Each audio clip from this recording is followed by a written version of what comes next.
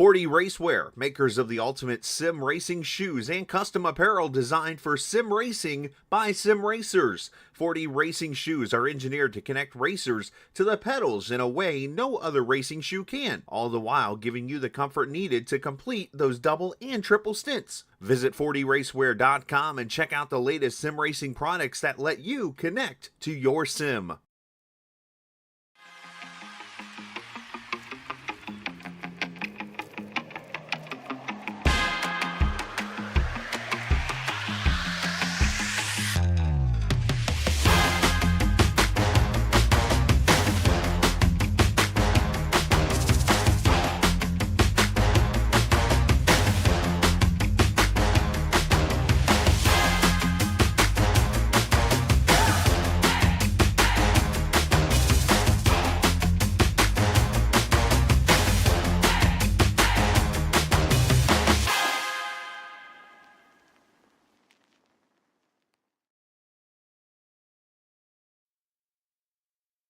Forty Racewear, makers of the ultimate sim racing shoes and custom apparel designed for sim racing by sim racers. 40 racing shoes are engineered to connect racers to the pedals in a way no other racing shoe can, all the while giving you the comfort needed to complete those double and triple stints. Visit 40racewear.com and check out the latest sim racing products that let you connect to your sim.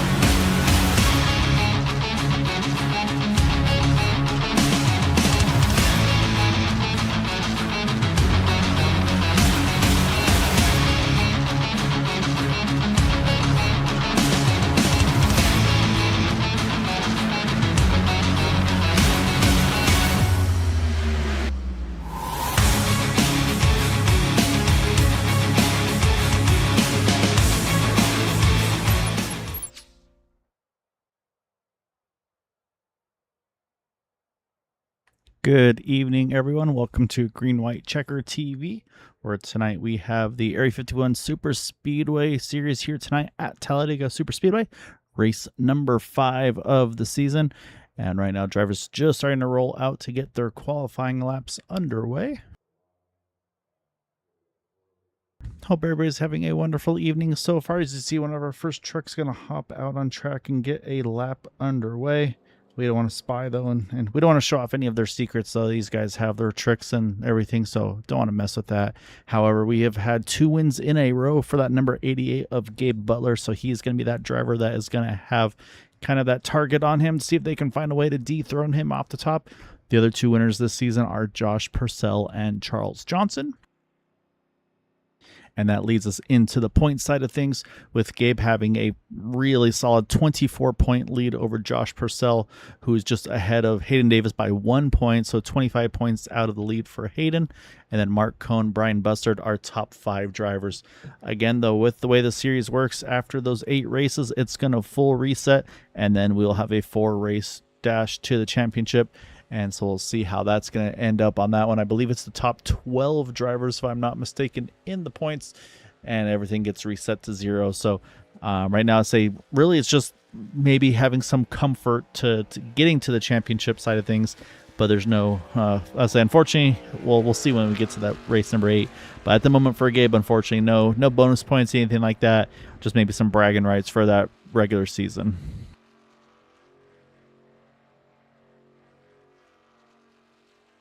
So last time we were at Talladega was our season opener. I mentioned Josh Purcell, our race winner. It was Tom Dixon, Mark Cohn, our podium finishers. So we'll see what those drivers are able to pull off this evening. And yeah, so looking for Gabe. Gabe finished 4th in that one. Cole Cannon was the driver rounding out our top 5. And we'll say before we get too far along too, also got to give all my love to Boomer and his wife.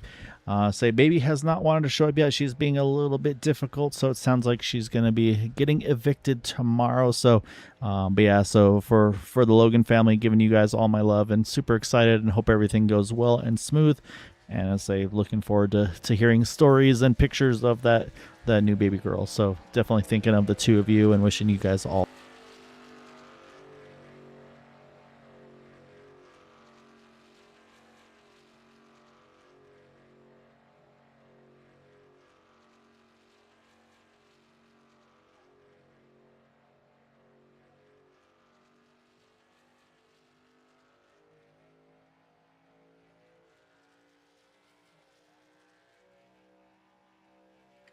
So now I'm doing is I'm spying around. We're going to try to see who's got the numbers where on the on the driver side of things, on the Discord side of things. So it looks like Brian Bussard still rolling solo in that 27 truck. We got the underdogs with Brandon Briggs, Hayden, and Justin Davis. Boonarker's got Eric Lurie, Everett Lane, Gabe Butler, and Mark Cohn. Roswell has Bud Steele and Quabi Brooks. And TW definitely has the numbers with Bob Fitzgerald, apologies, Cole Kennan, Charles Johnson, Dean Wilkinson, Josh Purcell, and Robert Rock. So yeah, so number-wise, definitely advantage goes there. And I'm trying to spy a little more. I don't think I see Jonathan Ledger in the list there, so maybe not in the Discord at the moment.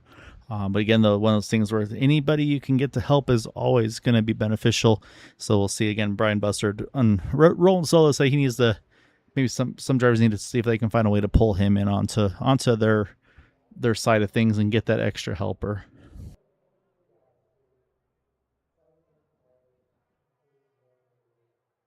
Also, definitely want to give a big thanks and shout out. You see on the bottom right side of the screen, Whiplash SimCam's 4D Racewear. Big thank you to Whiplash. Just a great camera. He's a really nice guy. I've known him for years and years. So I was really excited to be able to partner with him and kind of all these great cameras that he's been working on and continues to work on for the league and many other leagues in iRacing. Again, just great work. So yeah, big thank you, Andrew, for everything you do over there. And of course, Jim at 4D Racewear, I say, just really nice guy. Got to know him super well.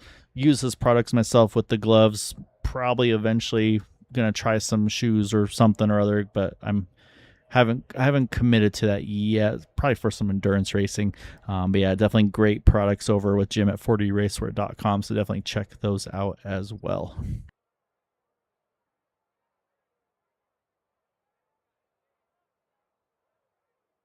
And it looks like qualifying just about to click over and complete. And right on cue, we have finished up our qualifying.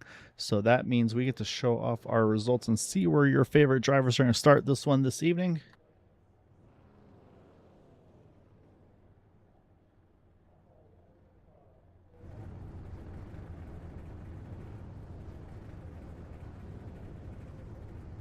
All right, so we're going to start our starting grid. On pole tonight is going to be the number 9 of Charles Johnson.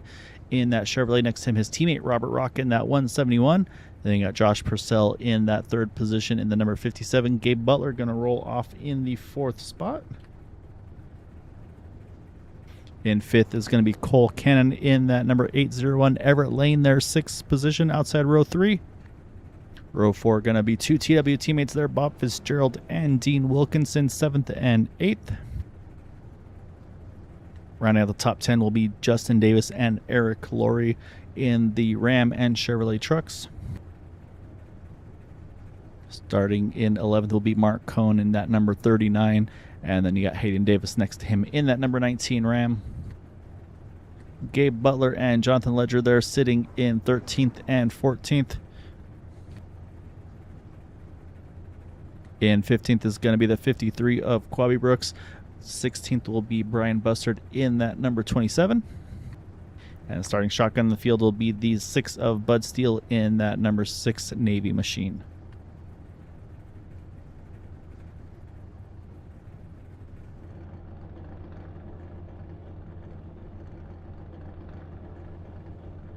So that is the grid for tonight's event. Waiting for the last drivers to finish upgrading. I think they've just done so here, so you're about to see the trucks roll off to get that warm-up lap underway. And again, 75 laps is our scheduled distance this evening. Of course, as always, there are 2 attempts of a green light checkered finish should they come to need, as well as 2 faster pairs for these drivers as well. So kind of a couple things that we'll be keeping an eye out over the course of tonight. And of course, the magic number on fuel, if they're good to go caution free, is going to be 19 laps. So everybody needs to go a minimum of 19 to be able to make it to the end on a 2-stop strategy. Or sorry, I apologize, a 3-stop strategy. It'd be 25, 26 for a 2-stopper. So we'll keep an eye on what these drivers are able to pull off, and yeah, see what kind of numbers they're able to pull, and see if that affects how these drivers want to race. Are they going to be aggressive and push? Do they need to maybe save a little early, then go for it late? That's going to be those things to watch out for. And on the other side of things, also, again, where they qualify, that's going to play where their pit stalls are going to be tonight. So that's the same situation. These drivers need to be kind of in communication, say, hey, all right, we're teammates like Charles Johnson, Robert Rock, Josh Purcell.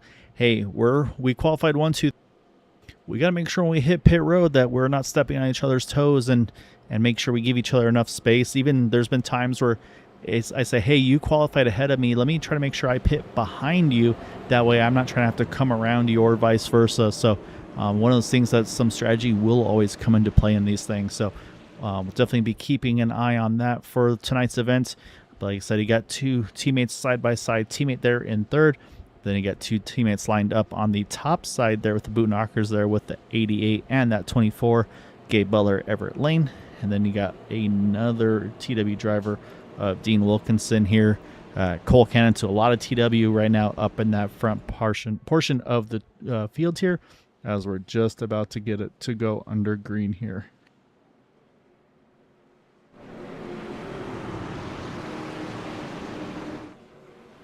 All right, with that, pace car is off of the racetrack. Wait until we get to that restart zone here at Talladega. And then from there, green flag will fly, and we are underway here tonight at Talladega. Charles Johnson, Robert Rock leading the way into turn number 1.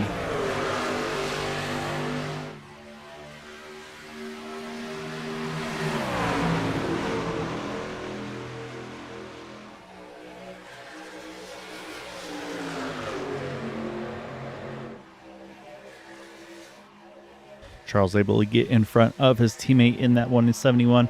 That's going to let them have that big push here down the backstretch on the inside line. You still have some good pushing as well with more TW teammates of Josh Purcell and the 801, I apologize, of Cole Cannon. And then throw Bob Fitzgerald in the mix there in the 08 as well. So right now, you've got 5 of the TW trucks right now sitting in the top 5 on this opening lap. And right off the bat, you can also see there, but they're not just going to sit and ride, though. We saw the one move to the top there, and then Charles Johnson said, yeah, I'm still going to jump to the top side here, and he's going to try to take that third lane and go.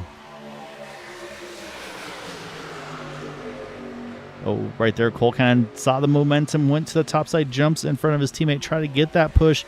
That's going to allow Bob Fitzgerald now to take the point in that 08 truck. We'll see if he can clear, if he wants to go to his teammates, or is he going to stay committed to that bottom? He's got a great pusher with that 10 of Justin Davis. These guys all making big spots early. +7 for Bob, +6 for Bob, +7 for Justin as they run at the moment. Mark Cohn also working his way up a handful of spots, up 6 in that 39 truck.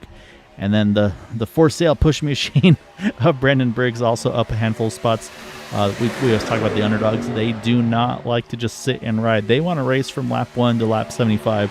And that is what they are doing as we speak with that 10 pushing the inside lane. Brennan's working his way forward, and then Hayden not too far back as well in that 19 truck.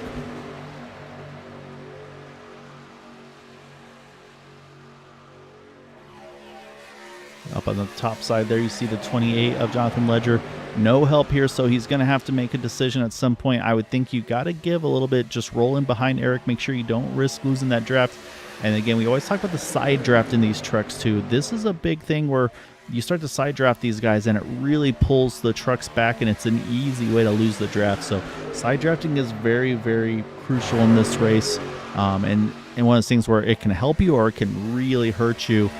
If you're one of those last 2 trucks and you start to battle amongst them yourselves, you might find yourself losing that main pack. So some of those things these drivers are going to have to keep an eye out for. But right now, Cole Cannon's low in life because he is looking out the back, and this is all he sees right now is he just sees a teammate, Charles Johnson, and he knows, hey, I got Robert Rock behind me too, so I've got drivers I can trust who are going to work with me right now in that number 9 and that 171.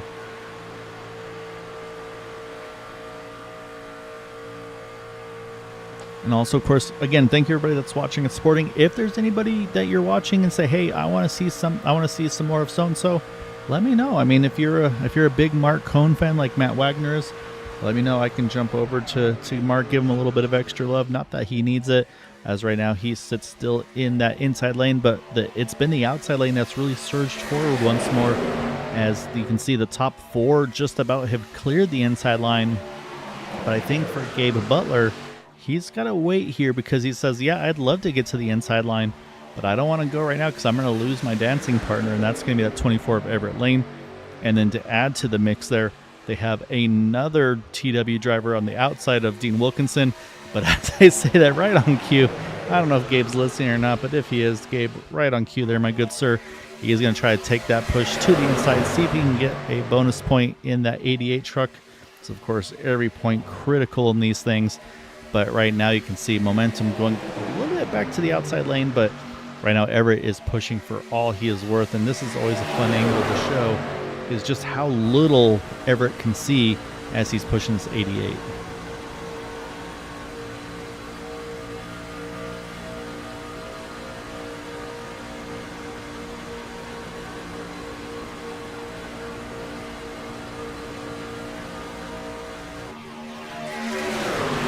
And that's one of those things where we talk about obviously being a good pusher, crucial in super speedway races, but you also have to be really good as a leader, hold a consistent line, stay steady, stay consistent for the guys, because the harder you are to follow, the harder it is for them to push you. So like I say, keeping smooth there, you can see Everett sneaking up just a little bit. Again, these guys are probably trying to steal just a little side draft, pull the guys off of one another.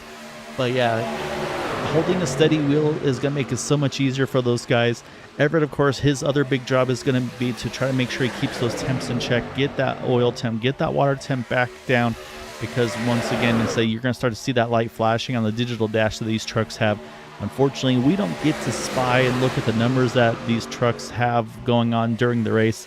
It'd be really cool if we could, but I have a feeling it's one of those things that there's probably only so much iRacing wants the viewers to be able to spy on with these drivers. You don't have very many secrets anymore in racing. So unfortunately, we don't get to see exactly what those temps are. But when you start to see those drivers either roll off the back a little bit or pop out to the side, and like Robert Rock's a perfect example right there. You saw him just off to the side a little bit of Charles Johnson. Charles Johnson now doing the exact same to Cole Cannon. I think that's Charles saying, hey, I'm hot, let me get some air. Holden gives them plenty of fresh air, then jumps right back in front of them. And saying sometimes it's just a couple seconds is all it takes to get those things right back in temperature, or at least in a safer position.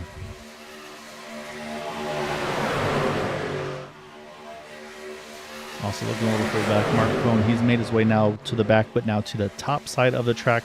Going to see if he can do something a little different here. He's been separated from his teammates. We talked about the Bootnakas. Obviously, the 24 and the 88, plenty. The other one we haven't chatted about yet is Eric Laurie, as Eric's right now running the top side there. And actually, Josh Purcell, okay, I was going to say he went to the third lane, but he's going to drop back in line here. So right now, nobody's taken the third lane yet. And again, still very early in this race. 3 pit stops are going to have to happen in this one as well. So not a lot of rush at this point in it. And of course, at some point in the race, we're going to run through some of these paint schemes, show off what these drivers have been able to put together. Because again, sometimes some of them are pretty familiar. Sometimes you get some new ones going. And again, just really, really cool to see the originality of what these guys have. But here you go, though. We got some TW on TW action going on here. Josh Purcell, Dean Wilkinson. Let's pop onto the roof of that Wreck-It Ralph Lowe's truck of Josh Purcell as he's going to try to push that 55. Ooh, he's kind of starting to get back to the middle there. And now it's going to really hurt the momentum of that top side, because you just saw there, and you saw Dean wanted to try to get to the middle there, couldn't do it. Eric Laurie had filled that slot already. So they're going to have to regroup here and see. And you see right there's that offset, gave him just a little bit of air doing that. Now, right now, that radiator is completely plugged. There is no air going into that truck. And this is where you start to see those water and oil temps start to creep up and up. And so at some point, he's going to say, hey, he sees it happening. He usually got about a lap or so aggressive drafting before it really starts to spike. And so probably in just a moment here, we'll probably see that truck of Josh Purcell drift to the top and just give himself a little bit of fresh air if he can. But you can see right now, he is just trying to give it everything to get that 55. Oh, there it is right there. Drifted up there, got a little off-centered as well, though. Almost looked like he was worried about hitting the right rear corner. So he had to lift a little bit to get Dean, make sure he was comfortable as they continue their way here now, as we are indeed running 3 wide with that the 55, the 57, and add Hayden Davids to the mix. As we mentioned, the underdogs love to try to run that third lane if it's an option. As I just saw up top there, Brandon Briggs said, yep, don't mind if I do. I'm going to join that party as well. As it appears, Brian Bustard's on board too, so he's going to take that 27 truck there and try to follow suit and get that third lane rolling.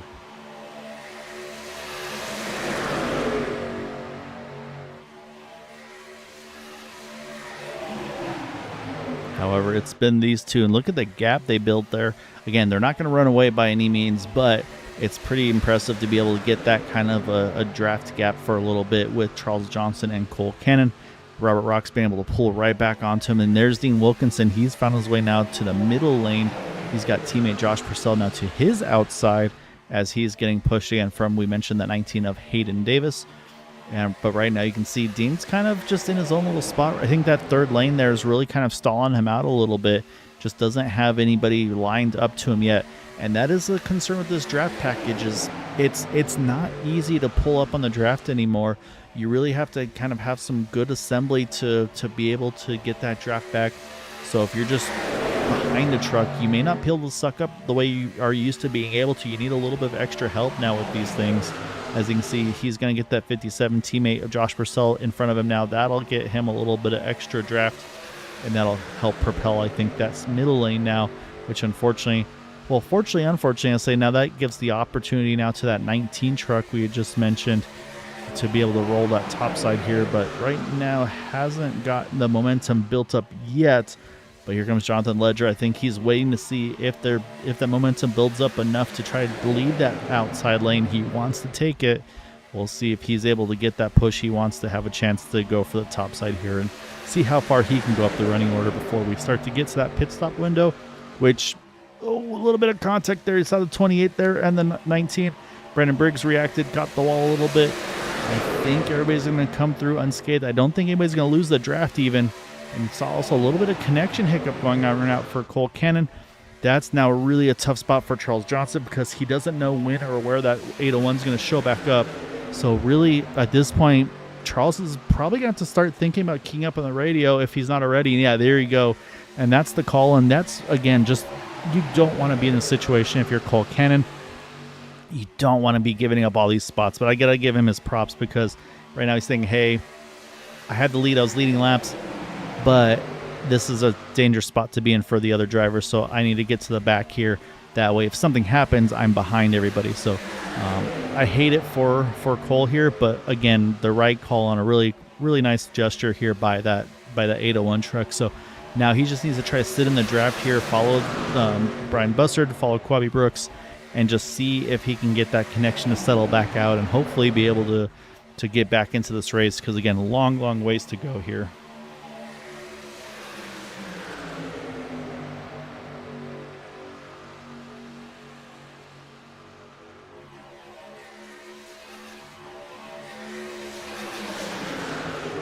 So you can see drivers are starting to shuffle their way down to the inside lane, knowing that pit stop cycle is not their furthest away here. And this is where, again, we talked about the timing. Do you push early and then maybe save? Do you save early and then make a charge late? Or do you just maybe save the entire fuel run? And so I think we saw here as some of these guys were maybe riding a little bit early, they said, all right, you know what? I don't want to pit from 10th place. I want to try to pit from the top 5, the top 3. And so this is that charge you're starting to see now from that 28 here being led by Jonathan Ledger. So he's got some help there with the underdogs. But as soon as they say that, they're going to try to get to the outside, he doesn't want to let that happen, though. And he is going to get left in the middle here. But all that jockeying there, them trying to split him, really slowed that pace up. So you can see now they were in the top 5 or so. They've dropped way back now, unfortunately. And so they're going to have to regroup, get that momentum built up. And that's something that 28's not going to be thrilled about. He's going to think, you know what? All right, I'll remember that in the future. And I'll see if I can find a way to kind of repay the favor, if you will, by maybe working with your competition and see if he can do something there. So unfortunately for Jonathan, that's not what he was hoping for by any means. So he's just got to regroup here, Should be able to slot between the 53 and that 801. But right now he seems pretty content to run that second lane still at the moment. But yeah, so we'll see what the underdogs do. The two that I really am curious to see are going to be the 6 of Bud Steele and the 53 of Quabi Brooks. They've been pretty much sitting right here in this spot from the get-go. So can they maybe run an extra lap of fuel than some of the other guys? The downside is they don't have the numbers. It's just the two of them. So it makes it really difficult because any mistake you have is going to really just wind up kind of costing you the draft and or the race, just because if one messes up, then that's all you got. So and then also, of course, fuel windows, strategies, all that. 2 tires, right side tires, left side tires, fuel only. You won't see a 4-tire stop under green unless it's by mistake. I think the strategy here tonight is going to be left side tires and fuel. I think that's going to be your best bet to have the quickest stop and still have the best handling truck, especially on pit exit.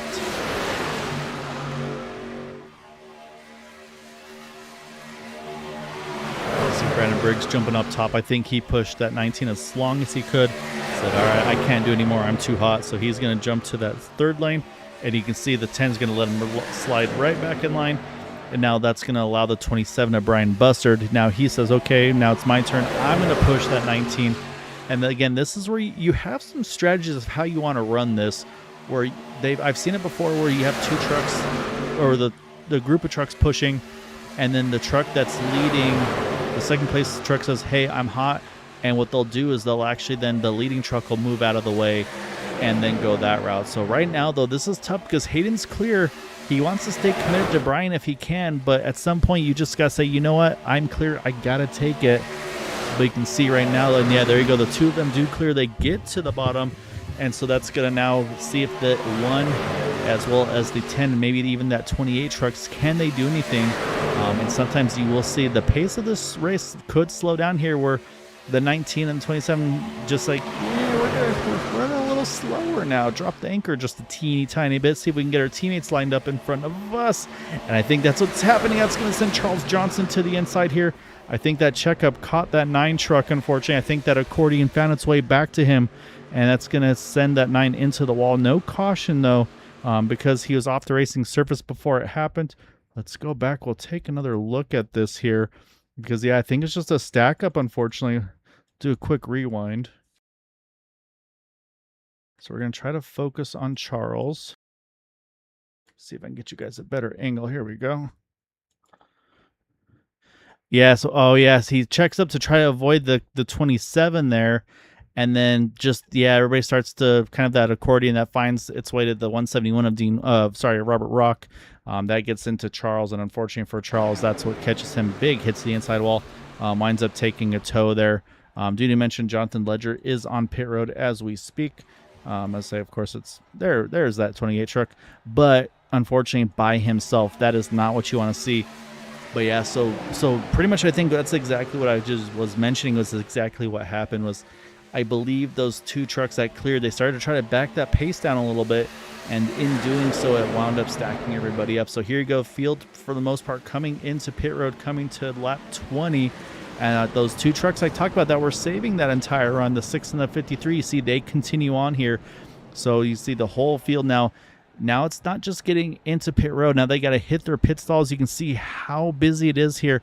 It's really easy to start stepping on each other's toes and missing your pit box because you can see everybody's starting. Oh, Dean Wilkinson, there's your first example. Overshoots his. He's going to have to reverse back there. Bob Fitzgerald's overshooting. Gabe Butler's overshot. So many drivers have missed their pit box in this sequence from everything that was going on. So this is now where these 2 need to just lock on here and push for all they're worth. You can see there's a little separation, unfortunately, and that's the draft model of these trucks, unfortunately. You can't just lock onto them as well as you used to. There's a little bubble you have to almost break. So what they do have going for them is they can go full aggressive here on their pit entry and just try to get absolutely everything they can. Bud is going for way too much. There's no way Bud got down to speed there, unfortunately. And that's going to now be the concern for that 53 of Quabi Brooks is, all right, can I get up to speed quick enough on my pit exit to be able to at least try to jump ahead of the other drivers there? Did he go too far? Nope, he is right on cue. And you can see left side tires for the 53, right on the 6 truck, but is it going to be 4 tires for the 6? Yeah, it is. So that's going to make it even worse for Bud Steele, even with that penalty. So now for Quabi, what he's going to be doing is he's going to be watching on the exit. You see a couple trucks on their way here, and right now it's just 2 of them. So he might have his way to be able to get to the big pack. We'll see if he can get enough speed doing so. Again, be able to kind of get the max of the in lap and the out lap. But right now you got the Hayden Davis, Robert Rock. They were able to do the best of the main pack. But Quabi's got a good chance here. He's going to need to try to see if he can steal some draft immediately. He's going to get merged on here, and we'll watch Hayden. He's going to go by. Robert Rock's going to go by. But now if he can tie onto the back of these guys, that could keep him in this top 3. And if he can get locked onto them, it could have maybe allowed for a breakaway. But I don't think that breakaway is going to happen because Mark Cohn has a bumper full of Justin Davis as they're going to try to charge their way back forward. And then we'll start to get to the drivers that have lost the draft in this whole situation here. But yeah, so unfortunately, a mistake for Bud Steele there with the penalty. That's cost him a ton. And then, of course, we saw the incident for Charles Johnson, obviously putting him back in a tough spot as well. So what we'll do now is I'm going to kind of show you where everybody is here as we'll run through the running order. As at the moment, it's going to be Hayden Davis, our current leader. Right behind him, right where he started, is Robert Rock in that 171. Looks like Quabi Brooks still, for the moment, holding third here, is starting to pick up that draft and getting back up to those 3. Mark Cohn, he's just about there in that 39 truck in 4th. Justin Davis rounding out our top 5. Then you got Brian Bussard in that 6th position. Eric Laurie sits in 7th. Then you got Josh Purcell here 8th. Dean Wilkinson in 9th. And Brandon Briggs in the 10th spot right now. Is not the last truck in this pack, but kind of, because here's Cole Cannon, and there goes Cole Cannon. So right now he's got the connection issue, but those are 11 trucks in this main pack. Then you got to go back 10 seconds to this 28 truck of Jonathan Ledger. Bob Fitzgerald is along with him. And I did see a little bit of right rear damage to Bob at that. Again, that may have been from the pit stop entry situation.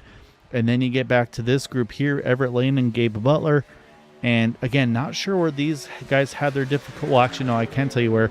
They had about a 45 seconds on pit lane compared to 35 seconds for Hayden Davis. So they're on pit road. Bud Steele's actually back on pit road in that number 6. And unfortunately, I think Charles Johnson has early retired from this event. So looks like early evening for him. And so looking for Bud Steele still sitting on pit road here. So right now in the main pack, like I said, we have 11 trucks. We got 2 on their own with Jonathan Ledger, Bob Fitzgerald, and then you got Everett Lane and Gabe Butler. Not that far from getting trapped a lap down here as they're at a 2. Leaders are coming through 1 and 2, so they're less than a straightaway away from those guys. So we might be able to, so you can kind of get a little bit of a look from here as here they come down the back, and then here's the field, and what you'll see right there is, yeah, there you can see him heading into turn number 1. Oh, big stack. We see everybody starting to cycle around a little bit here. Looks like everybody's okay, but again, these little things can really start to cause a little bit of hiccups. So everybody's going to need to try to gather their breath and regroup here. And Cole Cannon's in a tough spot because, again, he doesn't want to lose the draft, but at the same time, too, he's trying to make sure he's not in a spot to affect the others with his blinking situation that he's got going on right now. But yeah, so pretty much Bob Fitzgerald, Jonathan Ledger, Everett Lane, Gabe Butler, and Bud Steele. These guys all hoping for a caution in this one. As Bud Steele has found his way for some help, though. He's got the 08 and the 28. So, I mean, at least adds a truck to that pack. So we'll probably in just a little bit here get everybody back together. But at this point, everybody pitted at lap 19. Jonathan Ledger was at 18, but he's not in that pack. So yeah, and then the one that did the most there with everything was that 53 of Quabi Brooks, again, as he pitted a lap later on lap 20. But now his hands are tied. He's got to pit when one of these other groups pits, be it with the boot knockers or be it with the TW Motorsports drivers, as well, of course, as the underdog. So he's got some options there. But what he needs to do now is basically kind of sit in the back of this pack, and basically once he sees the truck group that he wants to go with going, he has to jump along with them.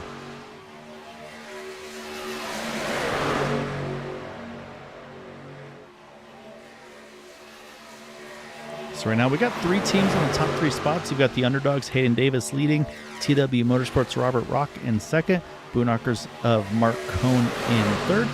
So right now, like I said, all teams definitely pretty evenly spaced out right here. And yeah, pretty much everybody's working with everybody at the moment. So there's no full-on team loyalty at this point. Like I said, there's still 2 more pit stops to go as well. And lap time-wise, last time Hayden ran a 52.53. Gabe and Everett ran a 53.33, so about 0.8 of a second slower for those 2 trucks. And then they got to make the tough decision of, hey, one of us is going to get trapped a lap down here. Who's going to be the one to be in the tougher spot? So that's going to be interesting to see, as well as how they make that call. Is it just being, okay, well, this truck's in first, so it's going to be me, which right now would actually be Everett. So we'll see if maybe Gabe stays committed to Everett in this one, which I'm not going to say C, is I don't see any way that's not going to happen. Again, we talk about the commitment with these drivers with one another. Even made the joke where Everett's like, hey, I pushed him to the last time, and so Gabe's like, yep, I'm wanting to try to repay that favor. So, and sometimes I said that's just one of those things that can happen from time to time. So right now, though, Josh Purcell, though, he's got his nose just a little bit out in front. And it's actually the cousin of Hayden Davis, Justin Davis, pushing. So right now he's thinking, hey, man, you're pushing my competition around me. But again, though, that could be a benefit for these guys as the run progresses. Maybe get those Davis cousins nose to tail. But again, it looks like they've also added Brian Bustard, if I'm not mistaken, to the arsenal. And here you go. Oh, he's going to sneak to the top side. And Josh Purcell saw that come and said, yeah, I got to get down here before I get stuck in the middle. Great move there by 57 just to get down in time before anything happened. And here you go, 27-10. They're locked on. They are pushing and shoving right now, getting themselves try to clear that 57 truck. Brandon Briggs trying to tie back onto them. But again, like I mentioned, it's just really tough. These trucks don't suck up as well as they used to. And so that's unfortunately makes it just a little tougher for these guys. You can see now Brandon's going to get to them, and that's going to give the 3 of them a really good charge here. And the other thing to mention, as always, of course, is it's not just the pushing truck. That third truck plays a crucial role in the drafting package of this. Oh, the 10 just cleared there in front of that 57 truck. And so he's going to take over the point for the moment. And so now, again, can the 27 the one, can they find somewhere to slot in right now? The answer for the moment is going to be no. I don't think there's any openings for him here. And also might be a little timid this time to try to do what they did earlier with that incident that we saw, of course, during the cycle. So right now it looks like they're unfortunately going to fall back a little bit. But that said, though, we still got about probably another 10 or so laps till our next scheduled stop here, as next time by we should hit lap number 30.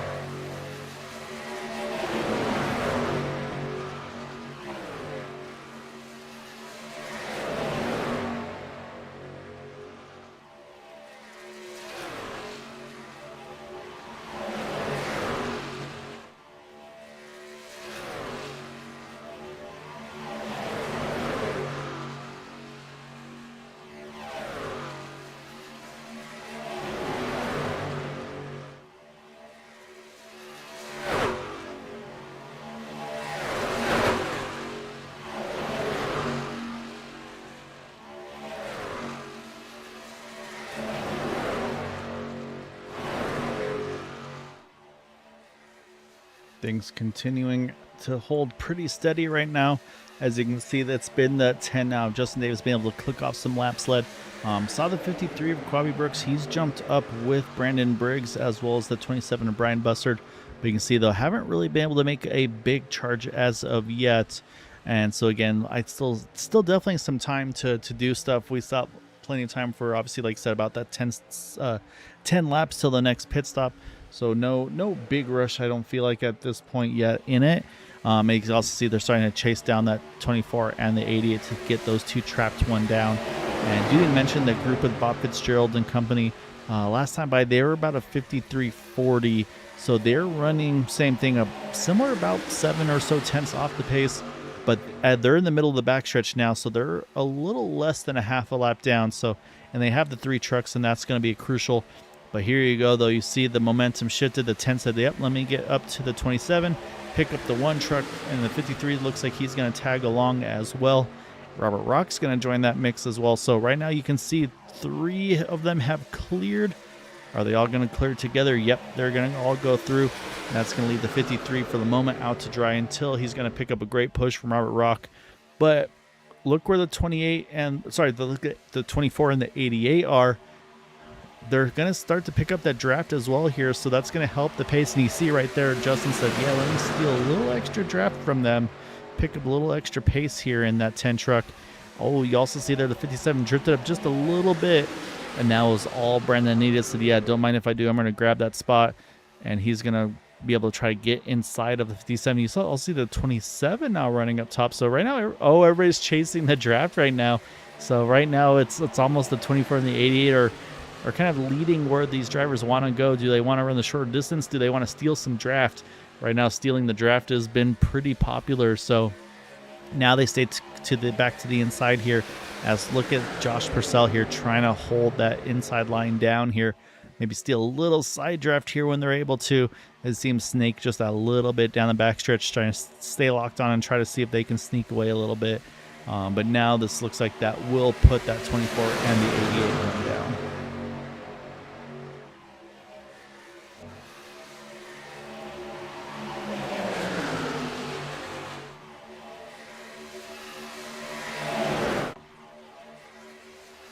So now as things run, it's going to be Everett Lane, Gabe Butler, our 2 trucks, 1 down. Right now, Everett would be in the lucky dog position. You didn't mention before they got lapped there, it was still going to be Bud Steele, actually, who's 2 laps down, as there was nobody else a lap down. It would have actually been Bud Steele eligible for that lucky dog. And so now what's going to happen is if there was to be a yellow, as the 27 looked like he had a bit of a checkup there, and the 10 got into the back of him pretty heavily. I'm not sure if it was a hiccup or what happened on that one. But yeah, so right now, Everett Lane is the first truck 1 down. He would get that wave around here as he's going to just clear in front of the 27 as we get the field single file here, because I think same thing, everybody's starting to get themselves situated. Said, okay, we know pit stops are soon. But up front, though, the TW guys, they've found their way back to the front here. Josh Purcell, Robert Rock, Dean Wilkinson. They said, yeah, we'll go ahead and take this back over. Everett Lane's going to hold into that the 4th spot in line. Brian Bussard, of course, is 4th on track in position. So, yeah, so right now, though, the way it works is Everett Lane will be the first truck 1 down. If there's an incident, though, and he's involved in it, at that point, it actually won't be him that gets the lucky dog. It would go to the next truck eligible, which right now would be Gabe Butler. And if something were to happen to Gabe, it'd be the exact same thing where it would then go to the next truck line, which would actually be Bud Steele. So right now you can see Gabe's just kind of trying to play it easy here. I think he's getting ready. He said, hey, I got my 3 teammates now with me. So I've got the 39 and the 071. So I think his goal right now is how can I help Mark? How can I help Eric? See what we can do here. You also saw a switch for position where Josh Purcell, I think, was able to let Robert Rock sneak around, get himself back in line. So right now, I think we've kind of hit that little strategy point of the race, if you will, where right now you got those TW sitting 1, 2, 3.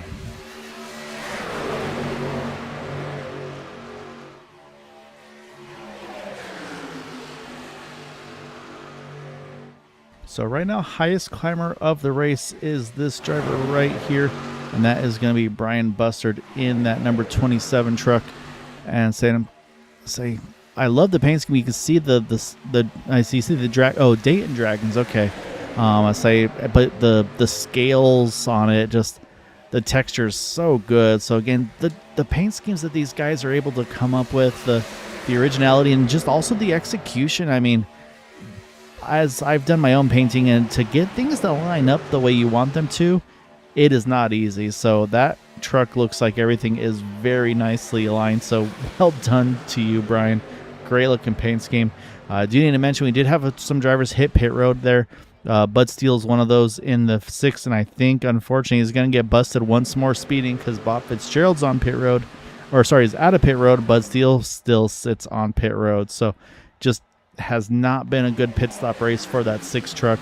So at this point, we'll see what his strategy is going to be. And again, maybe it's that, hey, maybe now's the opportunity where I try to help the 53 Roswell teammate of me and work with Quabi Brooks, see if I can do something from a couple laps down. Again, you're allowed to push, you're allowed to help your teammates in these things, so we'll see if that comes into fruition. But like I mentioned, though, this is early. This seems way too early for me for the 53. So he's going to come on in here.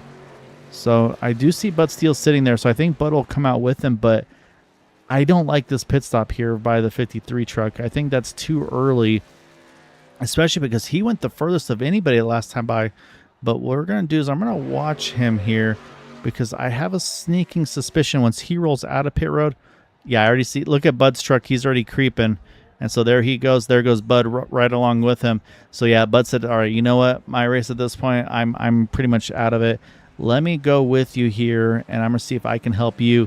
You see, unfortunately, a little bit more separation than they'd really like to see.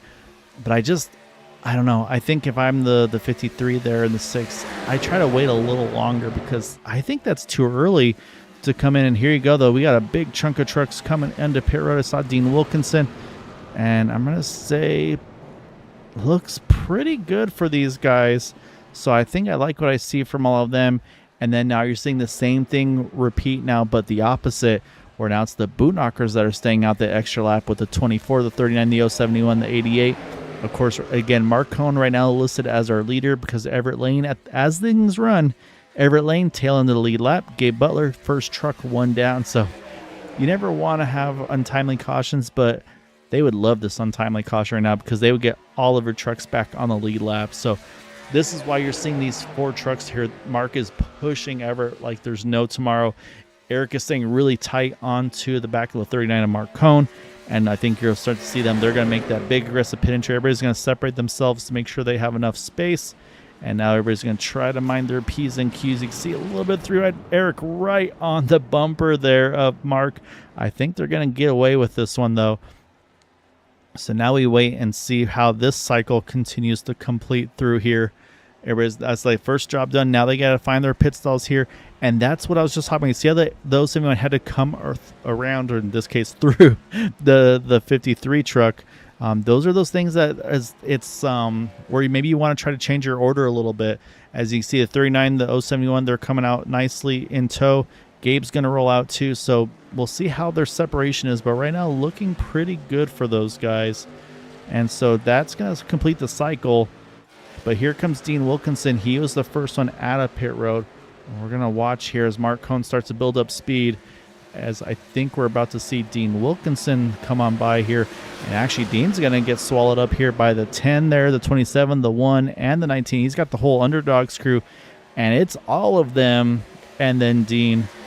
But Dean does have a little bit of help here if he can get his teammate here, which, again, this is now a tough spot for the 801 because, again, he's blinking. So Dean's trying to get some push help from him, but he doesn't know where Cole Cannon is, as Cole still sits in 6th place. So he's done everything right, but just that connection is really haunting him right now, where he just can't trust himself to be able to help those guys. But I think they're going to be in prime position, 1, to catch the draft, and also to help Mark Cohn, Eric Laurie and company chase themselves right back up into this group. And that short pit stop I was worried about by Quabi Brooks, I think that's cost them. It was too soon. It was not enough trucks. They weren't able to get locked on together quick enough, and that's pulled him out of the draft. So yeah, I mentioned earlier, I really thought the 53 needed to wait and pit with those other guys, and unfortunately that looks to appear to have been the right call in that sense. So not what you want to see. And the other thing to mention is, of course, we did have some more penalties, unfortunately, in this. Robert Rock, Josh Purcell, you can see those guys now off as well, a fair bit back. They do have Jonathan Ledger now for company, so they got 3 trucks there. Bob Fitzgerald, unfortunately, he is a lonely 08 truck for the moment. He will get some help in a little bit here from those guys.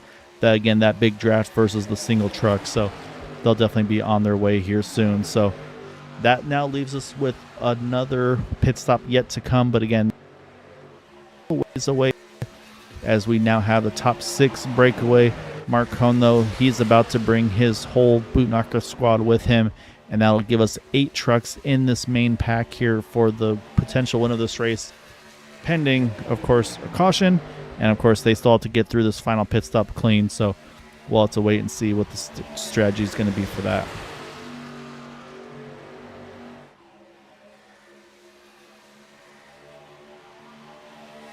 All right, so now that everybody's kind of playing nice here, let's do a little short or a little more detailed through the field here as we pick up Justin Davis, our current leader. He is plus 8 spots into the lead in that number 10 Ram. Again, great run for him so far. Behind him, plus 14, as we mentioned, that Dragon's paint scheme there for Brian Bustard in that number 27. Currently sits in the second place. Up 10 spots is the number 1 of Brandon Briggs right now in that. So you see he's got some sponsorship for sale, and he also has the push me on the rear bumper, so he definitely is not shy what he's hoping for in that one truck. But right now they love what they're seeing here.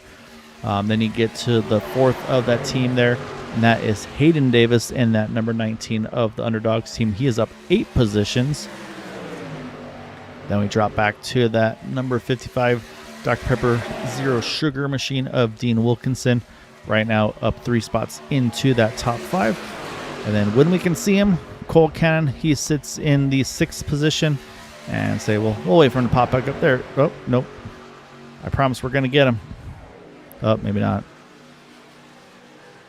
Oh, yeah. Commentator's curses may be working. There, you saw him for a split second. Utah Gold Buyers. A really nice game. A lot of chrome and everything on it. But again, though, you saw the respect that he gave there. Said, hey, I know I'm blinking. Let me get to the top. I don't want to lose the draft, but let me get up top here and let you guys buy me, and then I'll slot back in line. So then we get to Mark Cohn, who is in 6th position, up 5 spots in that number 39 Sim Gaming Expo machine. Again, if it's coming up very soon, if you haven't got your tickets, definitely go take a look for him. So it should be a really, really good time. Then you have Eric Laurie, who sits in 7th, up 3 spots in that John Deere machine. And then we'll continue in order, not in position order, but Everett Lane right now in the 24 truck. He's the first truck 1 lap down in that 24 truck. Gabe Butler right now sits in the 15th spot. Same thing for Gabe, unfortunately, also trapped 1 down. The second truck 1 down. Then you get back to the 53 of Quabi Brooks here as he sits in the 9th spot. You can see, I think, again, playing the team game in front of him. Bud Steele, he is about 4 laps down now, unfortunately, but is just, again, he's like, hey, I'm just going to try to help you as best I can here. So now it's the 53 pushing the 6 truck. Again, though, all these guys still have 1 more stop yet to make in this one. So then we drop a little bit further back here, and that's going to be Robert Rock as he's got help from Josh Purcell. Right now, Robert sits in the 10th position. Unfortunately, minus 8 from his starting spot. And then same thing, minus 8 for the 57 of Josh Purcell in that Lowe's Wreck-It Ralph Chevrolet. Jonathan Ledger, we saw him fell back a little earlier in this race, but now able to get into a pack, so that's a great opportunity for him to at least minimize that loss in that number 28 Ram. And so right now he sits up plus 2. And then we get to Bob Fitzgerald right now in that pack as well, sitting in the 13th spot, down a couple of positions from where he started as well. And that is the field that is still on track. So unfortunately, unfortunately, the only retirement is that number 9 of Charles Johnson. But we're going to go back up front because I'm starting to see some movement up front. And it looks like Brian Bustard has taken the point. I'm wondering if these drivers are they maybe trying to manage their fuel, who's kind of doing the most work here. Saying, hey, okay, I've led some laps. Let's rotate it around a little bit. Let me get you some laps led. That way I can save a little bit of fuel. So I think we're maybe seeing a little bit of strategy on that side. Again, for me, the magic number is going to be about, I'd say realistically, I'd like to see 17 to 18 to go. I've been hearing drivers say they can probably go about that. We saw about 19 or 20. But yeah, I think to be able to feel comfortable to get real aggressive, I'd really like to see, I think, to get to that about 18, 17 to go, somewhere in.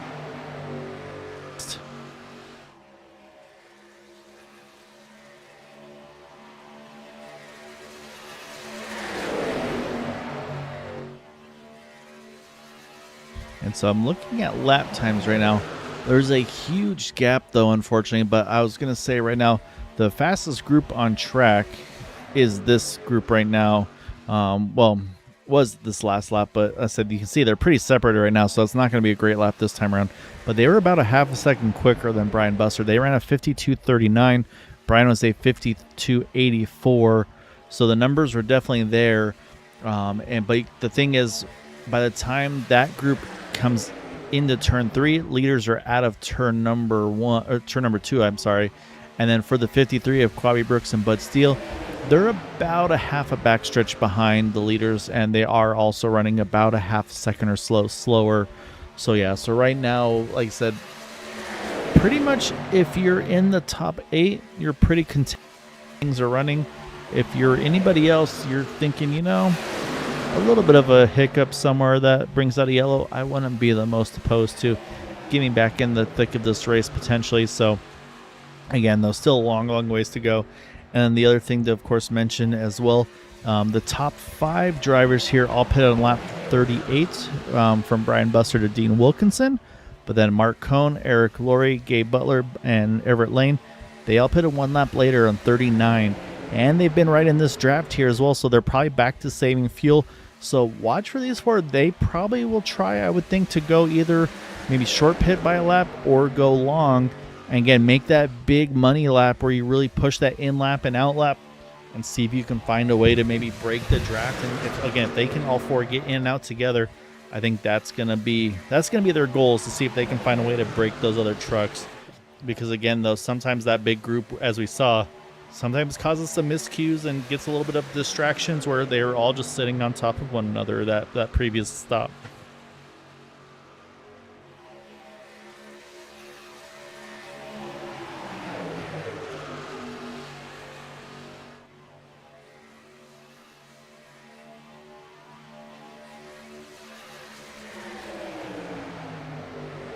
I say Colt Cannon also do need to mention he is still in this main pack here. I say we kind of see him and don't see him. So you can see he's right behind that number 88 of Gabe Butler. And again, I got to give him his props because, again, I mean, he is trying to let this internet settle out and just it hasn't done so yet. But, I mean, he's done everything right this race, though. I mean, he's made all the pit stops, be able to stay in that main pack. And then he's still doing it while not affecting the race with his connection where he said, hey, let me still do my pit stops and everything. I'll stay in the back of the draft. But, yeah, so, I mean, I got to give props to him on that one. Coming to pit road now, and this is going to be the 51 and 53. And, again, the 6 and 53, I apologize. It's too soon. This 25 to go. He doesn't have the fuel now to make it to the end. They still have to do one more stop. So, yeah, just unfortunately, it seems like things kind of coming undone here. It looks like fuel only for the both of them. I mean, worst case scenario, it's at least good practice for them for team pit stops. You can see fuel only. And also the other thing to mention is this is also going to be good practice for them for getting out of pit road, because with just the fuel only, those tires are going to be pretty greasy. So they're going to have to get a little bit more familiar and have to practice that throttle control getting out of pit lane. As you see, Dean Wilkinson starting to peak to that second lane there, but I don't think he's going to have any takers here. So, yeah, he's going to tuck back in line. Maybe he was trying to see if Mark was willing to go with him. But, yeah, I mean, I think right now, obviously, if you're the underdogs, you love what you have right now because of the fact that you've got the 4 of you together. You've worked really well together. You've been able to get into this position. Dean Wilkinson has done a great job, unfortunately, rolling solo-ish. Again, I say ish because of the connection issues for Colt Cannon. Really doesn't allow Cole to safely be able to push him. But then, again, even though it's only 2 of them in the lead pack, Mark Cohn and Eric Laurie, they're still in a really good spot here as well because, again, they have the 4 of them. And while, again, at the moment, Everett Lane, Gabe Butler, they don't really have a chance to try to win this race, they'll still be able to do a great job and see if maybe they can push their teammates to a 1-2 finish. So, like I said, there's still a lot to play for those 2 guys as well. I mean, again, we talked about it when we chatted with Gabe. I mean, he's always been never one to mince words, and he says he's nothing without his teammates, and a win's a team win for him. And he's not thinking, hey, I won the race. No, we won the race. It was just maybe his truck that got there first, if you will. So, again, that's one of the things that you really see, and that's what makes some of these teams so difficult, where it's not a I want to win, it's a we want to win. So it's going to be fun to see. And again, we still got about, let's say, ideally, I want to see about 4 laps. And this is going to open up some options right now, too, for our leaders. And also maybe some decisions as well for the Roswell team, because the 53 and the 6, they're about to get trapped a lap down here. However, if they opted to pit when the leaders pit, they would be able to probably jump out in front of them. And so, yeah, because again, they cannot make it to the end from where they pitted. So they have a tough decision to make here, where they say, okay, we're just going to keep running until we absolutely have to pit, and risk taking having to pit under green again by ourselves. Or we could pit here with the leaders and then maybe try to fight to have Quabi be the first truck one down ahead of Gabe and Everett. So there's some things to play with on the strategy side of things for these two. So we'll have to see if that comes into play. You can see the field. Actually, Bud's going to come back onto pit road here. I said, Bud he's just had a race. I said, this is going to be one of those nights to forget, unfortunately, for that 6 truck. But yeah, right now, though, you can see the top 5 or so just has yet to change after that pit stop cycle. Because, again, we're kind of in that chess match mode of the race where these drivers they don't need to do anything right now. They just need to kind of play their cards to their chest, wait before they need to make any big moves here. Like I said, I think this is one of those ones now where they're thinking, hey, this race could be won or lost on pit road. So, like I said, you can see they're about to pick up the 53 of Quabi Brooks. That'll trap him 1 down. That'll put him on par with Everett Lane and Gabe Butler. But right now, what Quabi needs to do is be able to get tied into this draft here. Don't fall off these guys. Duty mentioned also looks like the 08 of Bob Fitzgerald. He's just hit pit road. And so, yeah, so if I'm Quabi here, what I'm going to say is, okay, let me get to, I would say maybe get to the top, but we'll see if, yeah, there he goes. He's going to drift up top there.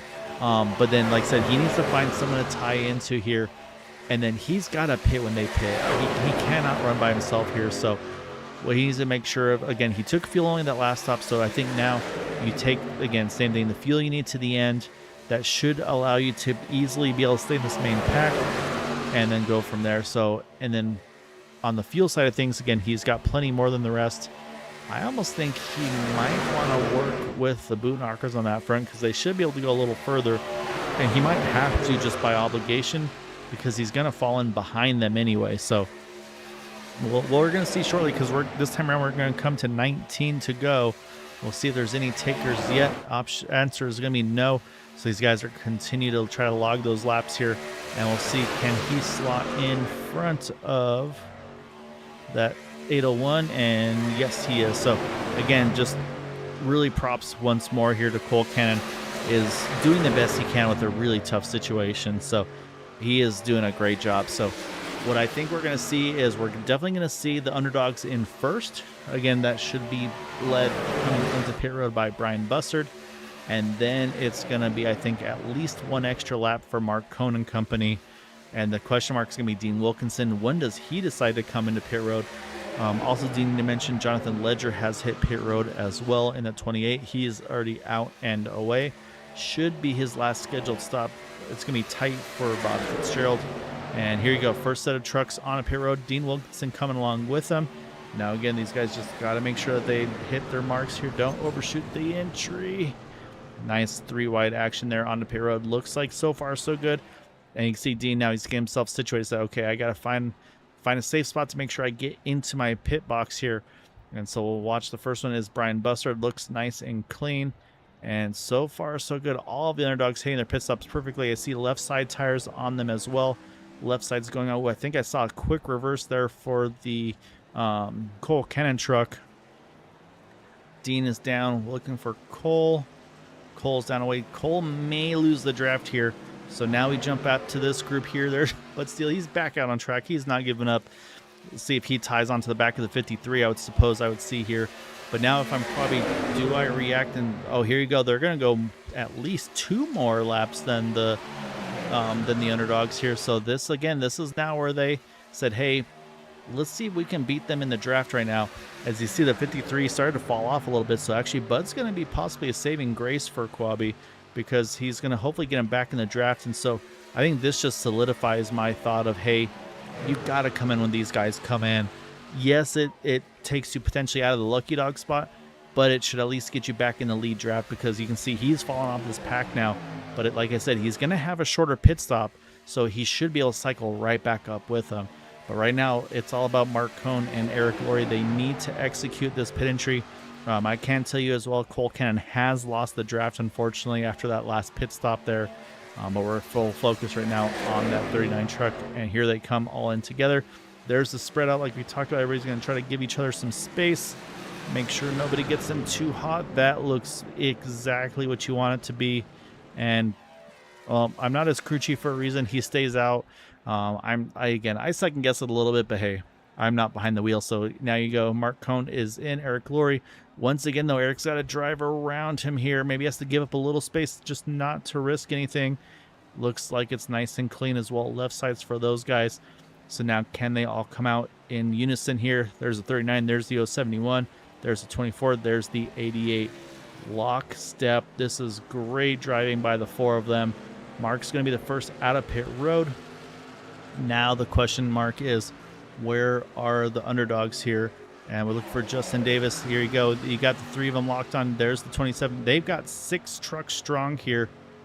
And they've actually, I saw a blink. It's like, no, Cole Cannon didn't get there. It's Jonathan Ledger in the 28 truck. So they've got 6 trucks going here. But is it going to be? Yeah, it's going to be enough. Because you can see Mark's got a good lead here. And so I don't think they're going to be able to break this draft right now. Because here comes Justin with that head of steam. They're about 1.8 and closing quickly. So as things run, actually, I think Cole Cannon might be having some issues in that 801 truck. Showing that truck blinking on the potentially on the apron here. So it keeps saying that he's off track, on track. And he has taken a tow. So unfortunately, that the very difficult night for Cole Cannon's gotten a little tougher. And so, yeah, so now it's the battle here to try to see. The boot knockers are trying to break the draft, and the underdogs are trying to get back into that draft. So you're going to see the Davis cousins and the number 1 of Brandon Briggs. They are going to be pushing right now like this is for the win of the race, because if they can't get there, this very well could be for the win of this race.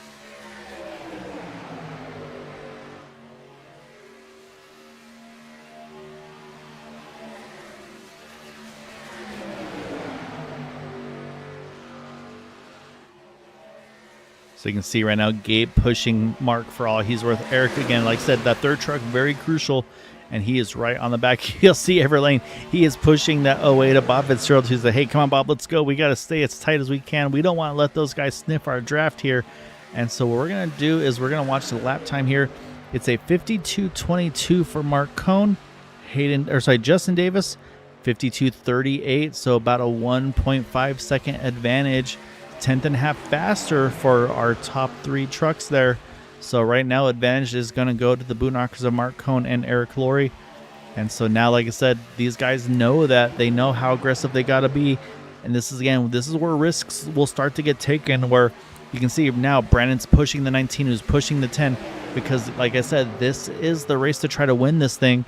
You see a little separation being built now from him, probably trying to get those temps back in check. And so, yeah, so they're in a tough spot right now. Like, it's tantalizing and close. I mean, you can see it right there. They see them. They know they're right there. They just have to be able to get that little extra shove to get there. And then I'm going to look at the pit stop side of things, and it's right on top of each other. Everybody was in the 34 to 35 second window.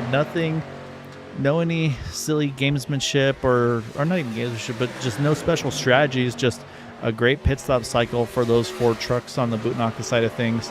And like I said, they've been able to kind of hold station for the moment. But there could be a very, very nice silver lining here in just a moment. And that's going to be these 2 trucks, the 57 and the 171.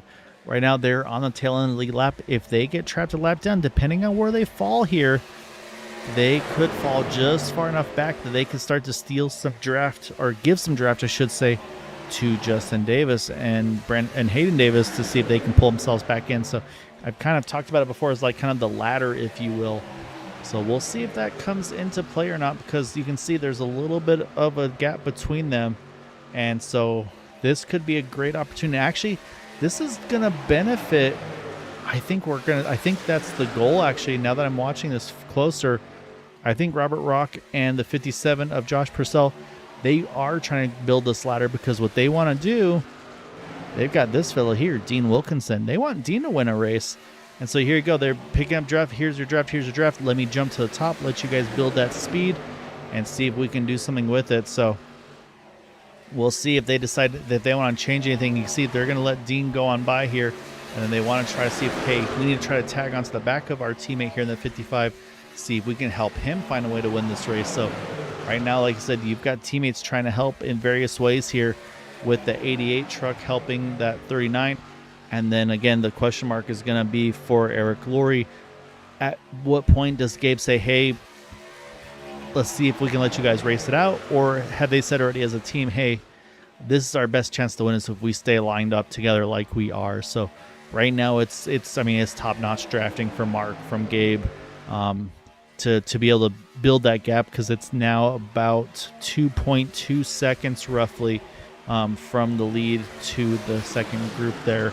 So again, there's numbers now, that being said, for the second group, but it's just now it's can they manage the draft, manage their temperatures enough to do something with it, or at some point do they say, hey, we got to reorganize, and maybe we see the 57 and the 171 get to Dean, and Dean says, hey, let me try to see what I can do with my teammates here, see if we can close that gap. So there's going to be some discussions probably in Discord, also in the iRacing chat itself, where maybe they talk amongst the inner teams, if you will. But right now, though, I mean, these guys are working perfection right now with Mark Cohn and Gabe Butler, Eric Laurie, and Everett Lane there. Like I said, Bob Fitzgerald probably feeling kind of like the meat in the sandwich right now with all these guys. But I say, again, I know Bob, top-notch guy. So, I mean, again, this is in his best interest, too. If he can stay with these guys, that's going to give him the best result potential. And also going to preempt if anything happens and I disappear abruptly, I apologize. Potential storms in the area. Just had a quick little power flicker there. Looks like battery backup did its job. But so hopefully no shenanigans and I stay with you guys the rest of the way. But right now that timing and scoring is just, it's not going the right way. You can see it's grown to about 3 seconds now for the Davis cousins to Mark Cohn and Eric Laurie. And so, yeah, so I'm waiting to see if Dean at some point, if we see him and his teammates go, or if it's just Dean going to say, hey, you know what? I can actually go ahead and I can get third if I can get around all these guys with my teammates. And so Dean could be thinking, hey, let's try to catch those guys. Or at some point he's going to say, okay, the third's the best I'm going to be able to finish in this race. Let's just go for that third spot. He knows he's going to have some help with the 57 and that 171. So it's going to be intriguing to see what the strategies are going to be. Right now, Mark Cohn is wishing this race was about 7 laps shorter because he wants to see that white flag, because at that point it's an official race. Then he just has to get to the flag first, and he's got probably the best person he'd like to see in his mirror, and that's that 88 of Gabe Butler, the 071 of Eric Laurie, and then that 24 of Everett Lane. Teammates in your mirror breaking away from the draft behind you, it is always a very good but also stressful feeling, because again, you know you're kind of at the mercy of what's going to happen around you, not just what you guys can do.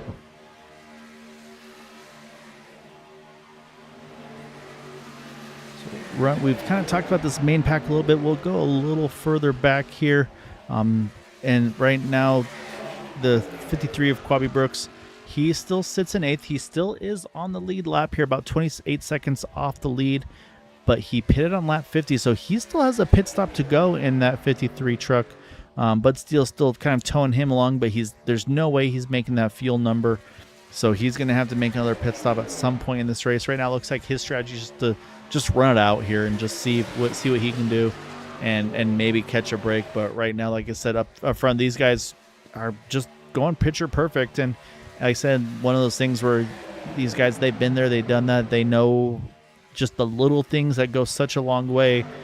And I'd say that's worst case scenario, maybe just a little bit of a learning lesson for the underdogs. Like I said, they've done everything right. They were just, I would say maybe like 2-3 tenths of a second too far away from picking up that draft, and they would have been right in the thick of it. But here you go, though, like I mentioned, though, at what point does maybe Dean and TW say, hey, let's try something different? And the answer is now. Dean's jumped to the top there. They gotten around Brian Bussard. Ooh, big wiggles there for the Davis cousins. And so they're going to try to make a charge here. And either, like I said, either just try to get to the top 3, or it might be one of those like, hey, I think we can help you guys get further forward. So we'll watch to see. Like I said, this could be a battle for third, or this could be Dean saying, hey, what we've been trying isn't working. I've got help now. Let's go with the help. But right now, it's just the 2 of them, though. They've lost Robert Rock, so that's going to really slow things down. But look at what the side draft did there. It pulled Brandon Briggs completely off of that 19 of Hayden Davis. And so, again, that's how strong that side draft is. As now, yeah, there you go, Josh Purcell. That truck got hot. He had to roll out of it. And he's going to pick up some help from Robert Rock here. And duty mentioned Quabi Brooks is now on pit lane in that 53 truck. So he is now in for that final scheduled stop for him. That will trap him now 1 lap down as well. As right now these guys continue to battle for that 3rd spot here. And as we're 5 to go here. And yeah, I mean, at this point, it really is. I mean, this is where it's at. So this is where, again, Mark Cohn's probably happy he's not seeing what I'm watching right now, because he'd be getting really stressed out because he's thinking, guys, just play nice here. I don't want to see you guys battling. I want this thing to go nice and clean and green to the end. I don't want to see this side-by-side bumping and drafting and side drafting to try to get that 3rd spot. Because, yeah, like I said, this is when you're trying to go for your first win, these things are so stressful. And actually, yeah, Peter, that is an amazing point you just made, because as things sit, Gabe is our lucky dog driver in the 88, but Peter made a great point. So the way iRacing works is there's incident points. There's 0x for just a light contact, 1x if you're in the grass, 2x if you hit the wall hard on your own, 4x if you wreck another car. So every time Gabe is giving that 39 truck a bump, it's giving Gabe and Mark Cohn a 0x incident. If there's a caution that happens to come out while Gabe is pushing the 39 at Mark Cohn, it would trigger that 0x and be like, well, Gabe had an incident during the caution. He won't actually get that lucky dog position. So it would actually potentially then fall to Bob Fitzgerald. So yeah, so Peter, that's a really good point, because you're exactly right. That is something that could wind up happening. That's why a lot of times you'll see those trucks in the lucky dog spot. They really don't try to rock the boat. They say, hey, you know what? You guys go ahead and push. I'm just going to stay back here, maybe a 10th or so off, just so I have some wiggle room in case something is to happen. Because, again, this is where things can happen, because right now these guys are fighting tooth and nail to try to get that top 3 finish. Also, of course, they were fighting tooth and nail to try to get back to the leaders, and that's where drivers start to fight a little harder, push a little bit more, take a little bit more risks with their water temperatures, their oil temperatures. And so no, it's a really tough spot to be in for that situation. But right now, though, you can see Dean's been able to get to that spot here.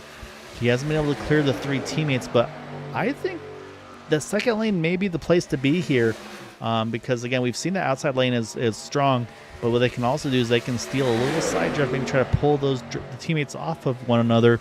But right now, Mark Cohn, he just says, all right, I just need one more clean lap, guys. Let me get to that white flag, because here we go, 2 to go at the line for that 39 of Mark Cohn. A great battle here still going on for that 3rd spot.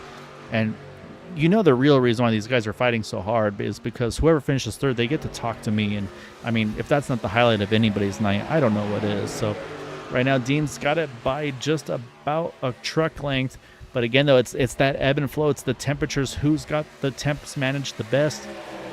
Right now, you can see the 2 of them have cleared that 10 truck. But again, all 3 haven't been able to clear yet. So they, I think, will stay committed to that second lane. And I think right now that second lane has been the place to be for sure. So right now, though, like I said, this is also now where the Talladega start-finish line a little further back than Daytona's. Mark does not want to see that. He wants that line to be right there, because then he knows. But he's going to get there now. White flag is out. Mark Cohn just needs to keep it clean. He loves what he sees behind him. He's going to try to win his first Area 51 race. Gabe Butler, his pusher, 1 lap down at the moment. The 71 of Eric Laurie still sits in that 2nd spot. They're going to get around. Of course, now Cole Cannon. That connection looks nice and solid. That's just a salt in the wound situation there. But yeah, so yeah, the Davis cousins are throwing it to try to avoid an interview. But yeah, so look at this though. Dean's kind of pinned the Davis cousins now to the inside. So wait to see though. Justin's clear.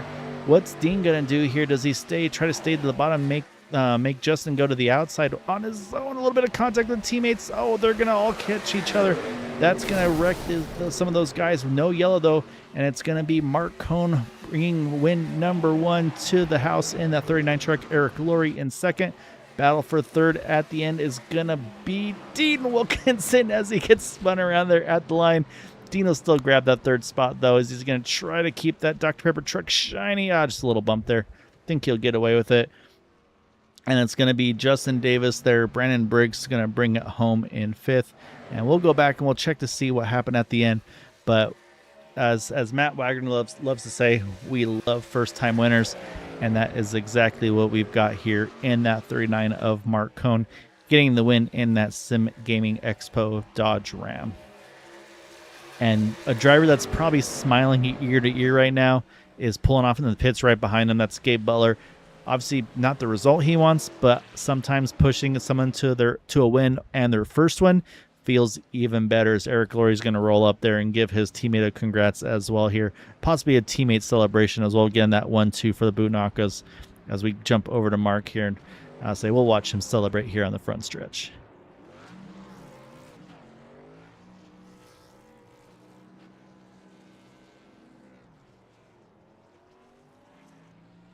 There's the co-celebrations. So those are our top 2 finishers. We mentioned Dean Wilkinson was our 3rd place finisher. So let's go back here as we took the white. I'm going to try to see what happened here with Brandon Briggs and company. And actually, is it Brandon maybe? I'll say, is this just, I think these guys are just going for everything they can here. So we'll watch as they come through 3 and 4. I'm wondering if just maybe a little bump there. I think maybe just a little off-center bump there. That gets the 19. That drifts Brandon up just a teeny bit. And now the 19 trying to chase at Hayden Davis. And yeah, they just kind of all find each other here in the middle. And unfortunately, you can see big shots for the 3 of them, actually, as you can see there. And so Brandon's able to stay pointing in the right direction. He still will wind up finishing in that top 5, like I mentioned. And even Brian Bustard, you can see he snuck through there as well. And Hayden Davis, he's going to limp that truck there. He's going to still find a way to finish 7th in that truck, even with everything he's gone through. So a tough way to end it, but still able to I think basically technically finishes as that last truck on the lead lap there. So what we'll do is we'll jump back live here real quick because we definitely need to show off our final results. As it will be, as I mentioned, Mark Cohn getting the win over Eric Laurie. Then you got Dean Wilkinson, our final podium finisher. And then you've got Justin Davis, Brandon Briggs, Brian Bustard. And it does mark Hayden Davis 1 lap down, but you saw drove to pit road there at the end. And then Gabe Butler, Bob Fitzgerald, Everett Lane, our top 10 finishers. And then, unfortunately, some of the drivers continuing to have tough nights, including Jonathan Ledger there, Robert Rock, Quabi Brooks, Josh Purcell, Cole Cannon. Again, shout out to Cole. I mean, just internet issues all night long. And I think finally said, let me try something, gets it fixed, and but stuck with it all night long. So props to him. But still, like I said, night to forget, unfortunately, for that 6 truck. And then early retirement, unfortunately, for Charles Johnson after that incident he was involved in early.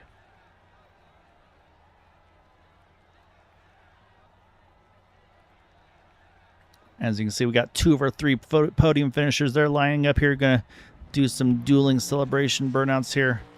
Well, does Eric still have some fuel in that truck?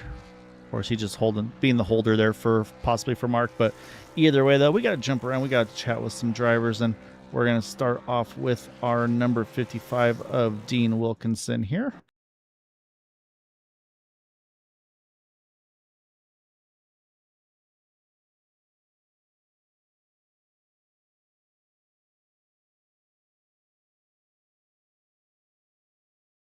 All right, let's go find that Dean fella. There he is.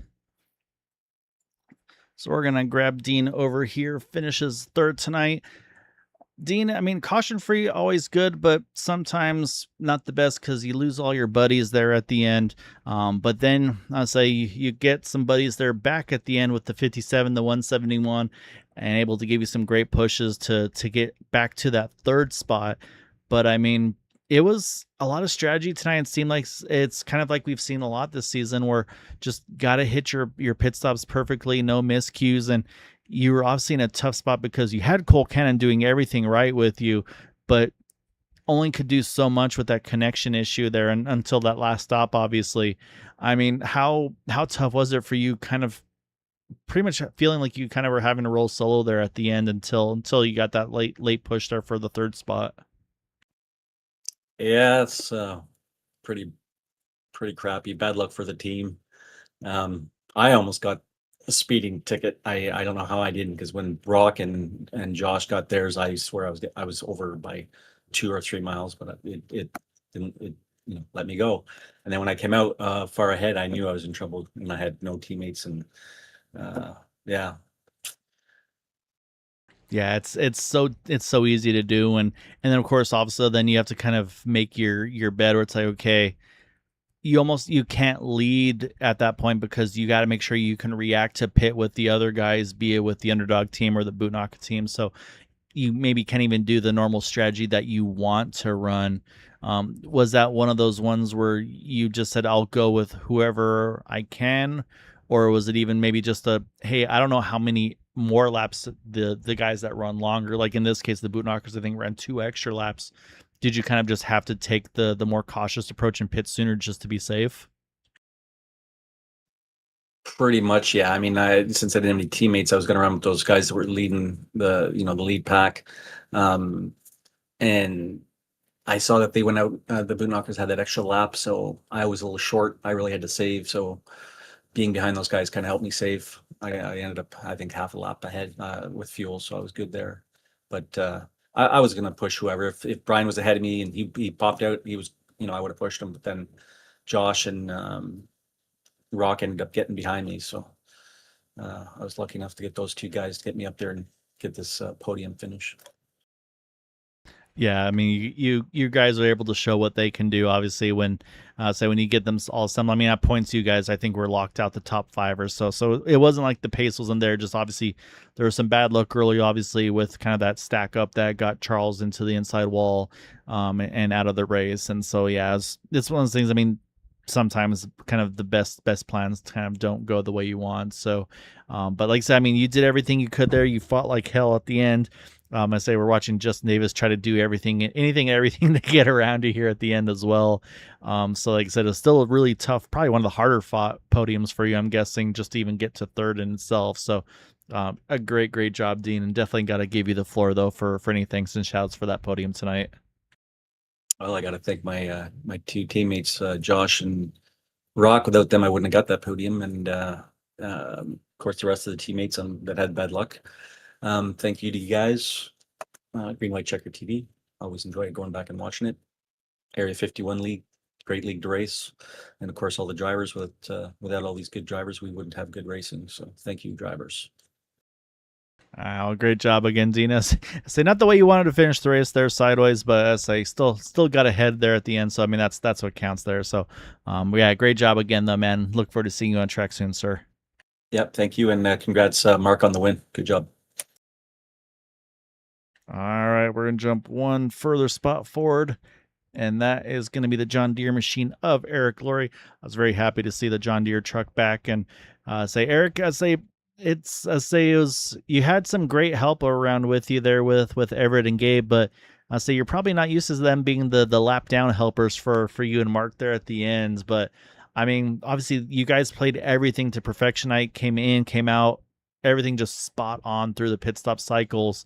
I mean, was there any point where you guys were starting to feel maybe a little bit tense, a little bit stressed? Just is it one of those, like, is the race going too well almost? For me, it seemed like it going too well because usually I'm the one getting a black flag or a penalty for something. But yeah, it's very surprising to see Gabe and Everett, get a black flag out of all that. But there's really no tension or anything like that, worried about anything. Just run your laps, do your caution, your pit stops, I mean, and without any trouble there, and you'll have a decent finish. No, I mean finishing 1-2, obviously. Sorry, finishing 1-2 a good way to go for you guys on that one, like I said, and I mean the one I was watching. I don't know if that's something that you were looking at, or maybe if it was like Gabe and Everett say, hey, you guys just do your thing, we'll focus on that. Was the last pit stop? I mean, the third on back, I mean, they were so close to just being able to maybe sniff your draft there, but the four of you locked on each other and just kind of went for the send at the end there to break the draft and then be able to settle it with the two of you guys up front. I mean, were they telling you at all about the intervals, how they were looking, or I mean, what was that looking like? Oh yeah, Everett was watching the intervals for us, but I was really surprised that with all the cars they had and just us, that we were able to still pull away from them. It's just surprising. I don't know if you know this, but you guys are a pretty solid team, so I think that might have a little bit to do with it. But yeah, like I said, Eric, I mean, like again, you guys nailed everything. Like I said, unfortunately, obviously the hiccups for Gabe and Everett, but able to get them back to you, and then they're able to kind of be the huge helper on the pushing side of the end. But yeah, I mean, you and Mark able to do the best of everybody, nailing every single pit stop, getting out there with the lead, and being able to kind of break a couple trucks every cycle. So definitely hats off to you two on that one. So definitely want to give you the floor though for any thanks and shout outs for that runner up tonight, sir. Well, I want to thank you guys for what you guys do and put on the races for us. It's really enjoyable to go back and sit back and watch the races again to see if you could do anything different as far as my part. But Gabe, his pushing there at the end was phenomenal. You couldn't get a better pusher anyway doing all that at the end there for Mark and myself. Yeah, it was a great job, and I know you've been trying to kind of dealing with the eye stuff for a while, so I'm glad to see you back, kind of back in full form and back on track. I say it was always missing that green and yellow on track, so I'm glad to have you back, and I'm definitely looking forward to seeing more of you on these podium interviews as well, sir. Well, thank you, and I just want to thank Everett and Gabe and Mark there all for being there. They're great teammates to have. Definitely agreed there. So go enjoy this one, sir, and then we will chat with you again soon, I hope. Okay, maybe next time we'll get the win. There you go. I'll let Mark know that you're up next. Okay. All right, you can see Eric celebrating that team win there as we're going to jump one spot forward. It took a whopping 5 races, but Mark gets the win here tonight. I'd say not the first podium already, Mark, but say able to get the win there in pretty solid fashion, I've got to say, where I was telling Eric, you and him are the only two to really kind of nail every single pit stop, break away from it, and kind of joking. It's like, obviously Gabe and Everett, great job with pushing everything, but it's like, wait, you guys are doing all this, but you guys are trapped a lap down. Like, that's not what we're used to seeing out of those two guys. I mean, did you feel like as you finished that final stop and then you finally build that gap on Dean Wilkinson and well, actually at that point I think it was actually the Davis cousins, like, was it one of those ones where you're just waiting for something to happen? I mean, obviously stress of a first win, I'm sure, is a little bit of a thing. I mean, what was the mindset when you got to that point where it's like, this could happen? Man, I truly did not expect any of this, and Bootnaka, let me tell you, those guys are the best. They're like the Penske of super speedway racing. They know what they're doing. This win is from them. I'm just the lucky one that was in front. But at that point, I was just hoping, praying, please get to the white flag, please get to the white flag. And once that white flag hit, I was like, oh my gosh, this could really happen. And it did. Yeah, and that was kind of what I was saying too. Was like those final couple laps, it feels, I'm sure, like forever. And like you said, 'cause it's like once you get to the white, then it's like, okay, I'm with people I trust. I know there's not going to be anything crazy happening, but yeah, just waiting to get to that white flag is where it's like, okay, come on. Like And then even kind of joking the Talladega start finish line versus the Daytona. It's like, oh man, why is it this one here instead of Daytona? But I mean, yeah, you guys executed to perfection. I asked Eric about it too. I'll check with you as well. But I mean, the last pit stop, you come out, you guys went 2 laps later. And then, of course, when you are the last to pit, you're seeing the intervals behind you. It's like, okay, yeah, they have more speed because they're fully up to speed, and you're watching that interval get to, I think, is about a second and a half or so.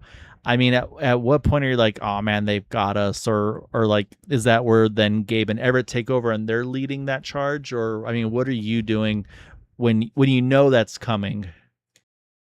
Oh, we were watching the gaps like a hawk, and if I'm sure that if it had gotten closer, we would have adapted as needed, but everyone was just so efficient and it kept growing and growing. Like we couldn't believe any of it, but it just worked out for us and we did what we needed to. You guys did it to perfection. Like I said, the drafting, I mean, and I've talked about it, it's not just the first 2 trucks. The third truck plays a big role. Got to stay really tight. And yeah, I mean, I'll say obviously the 4 of you and then also Bob Fitzgerald in there.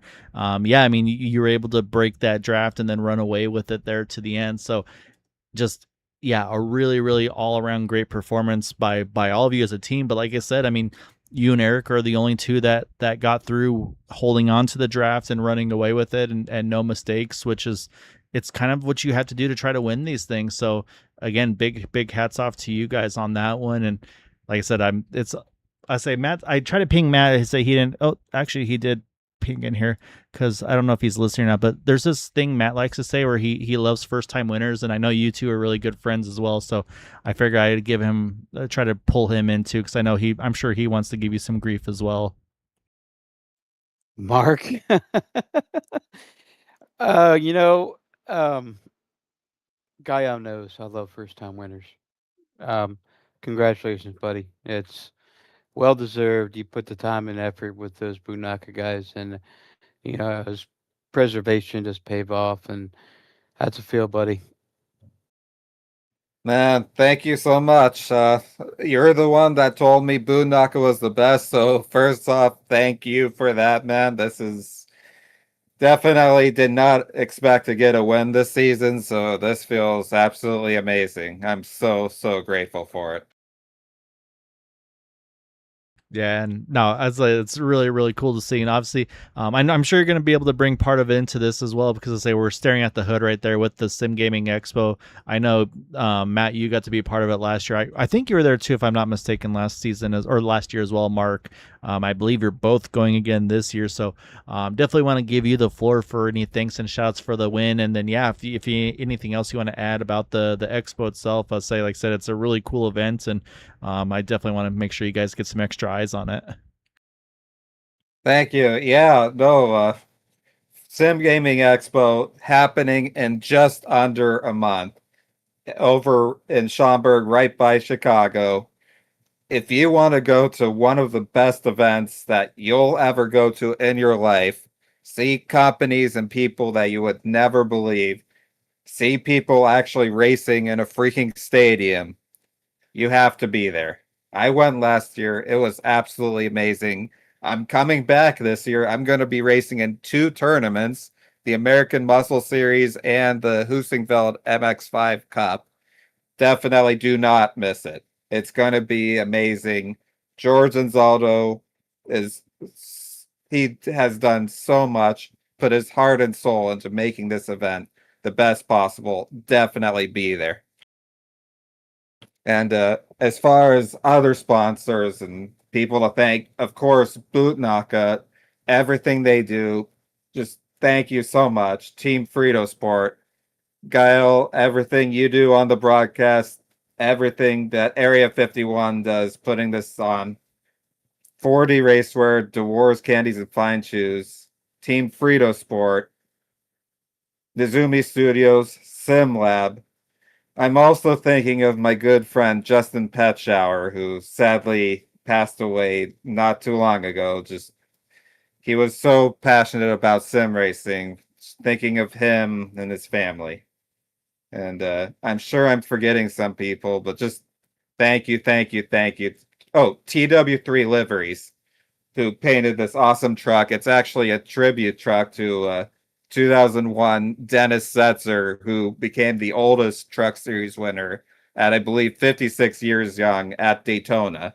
So thank you, TW3 Liveries, Tom Leand. Definitely, if you need a paint scheme, check him out. And I'm sure I'm forgetting some others, but just thank you to everyone that makes this all possible.